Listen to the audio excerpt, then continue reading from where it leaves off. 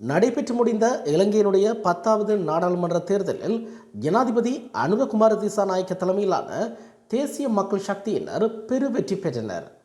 இந்நிலையில் அவர்களது அரசாங்கத்தினுடைய அமைச்சரவை நியமனம் இன்று ஜனாதிபதி செயலகத்தில் காலை 10 மணிக்கு இடம்பெற்றது. இதன்போது பிரதமராக மீண்டும் பேராசிரியர் ஹரணி அமரசூரிய நியமிக்கப்பட்டார். அதைத் தொடர்ந்து அமைச்சரவை அந்தஸ்து பெற்ற அமைச்சர்கள் பதவியேற்றனர். இதற்கமைவாக பேராசிரியர் ஹரணி அமரசூரிய கல்வி, உயர்கல்வி மற்றும் தொழிற்கல்வி அமைச்சராக ஜனாதிபதி முன்னிலையில் பதவியேற்றுக் கொண்டார். எச்.எம். விஜித ஹேரத் வெளிநாட்டு அலுவல்கள், வேலைவாய்ப்பு மற்றும் சுற்றுலாத்துறை அமைச்சராக பதவியேற்றார். பேராசிரியர் சந்தன அபேரத்ன பொது நிர்வாகம், மாகாண சபைகள் மற்றும் உள்ளூராட்சி அமைச்சராக பதவியேற்றார்.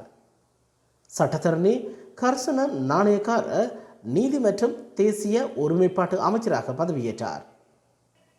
களுத்துறையிலிருந்து இம்முறை தெரிவாகிய நாடாளுமன்ற உறுப்பினர் சரோஜினி சாவித்ரி போல்ராஜ் மகளிர் மற்றும் சிறுவர் அலுவல்கள் அமைச்சராக பதவியேற்றார். கே.டி. லால்காந்த கமத்தொழில், கால்நடை வளங்கள், காணி மற்றும் நீர்ப்பாசன அமைச்சராக பதவியேற்றார். அனுர கருணாதிலக நகர அபிவிருத்தி, நிர்மாணிப்பு மற்றும் வீடமைப்பு அமைச்சராக பதவியேற்றார். தேசிய மக்கள் சக்தியின் யாழ் மாவட்ட அமைப்பாளராக இதுவரை காலமும் விளங்கிய ராமலிங்கம் சந்திரசேகரன் தேசிய பட்டியலூடாக நாடாளுமன்ற உறுப்பினராக தெரிவாகியிருந்தார்.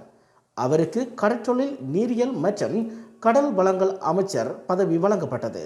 பேராசிரியர் உபாலி பன்னலகே கிராமிய அபிவிருத்தி, சமூக பாதுகாப்பு மற்றும் சமூக வலுவூட்டுகை அமைச்சராக பதவியேற்றார். சுனில் ஹந்துநெத்தே கைத்தொழில் மற்றும் தொழில் முயற்சியாமை அபிவிருத்தி அமைச்சராக பதவியேற்றார். ஆனந்த விஜயபால பொதுமக்கள் பாதுகாப்பு மற்றும் பாராளுமன்ற அலுவல்கள் அமைச்சராக பதவியேற்றார். பிமல் ரத்நாயக்க போக்குவரத்து, நெடுஞ்சாலைகள், துறைமுகங்கள் மற்றும் சிவில் விமான சேவைகள் அமைச்சராக பதவியேற்றார். பேராசிரியர் ஹெனிதுமா சுனில் செனவே புத்த சாசன, சமய விவகாரம் மற்றும் கலாசார அலுவல்கள் அமைச்சராக பதவியேற்றார். நலிந்த ஜெதிச சுகாதாரம் மற்றும் வெகுசன ஊடக அமைச்சராக பதவியேற்றார். சமந்த வித்யாரத்ன பெருந்தோட்ட மற்றும் சமூக உட்கட்டமைப்பு அமைச்சராக பதவியேற்றார். சுனில் ஹுமாரஹமகே இளைஞர் விவகாரங்கள் மற்றும் விளையாட்டுத்துறை அமைச்சராக பதவியேற்றார். வசந்த சமரசிங்க வர்த்தக, வாணிப, உணவு பாதுகாப்பு மற்றும் கூட்டுறவு அபிவிருத்தி அமைச்சராக பதவியேற்றார். பேராசிரியர் கிரிஷாந்த அவேசென விஞ்ஞானம் மற்றும் தொழில்நுட்ப அமைச்சராக பதவியேற்றார். பேராசிரியர் அனில் ஜெயந்த பெர்னாண்டோ தொழில் அமைச்சராக பதவியேற்றார்.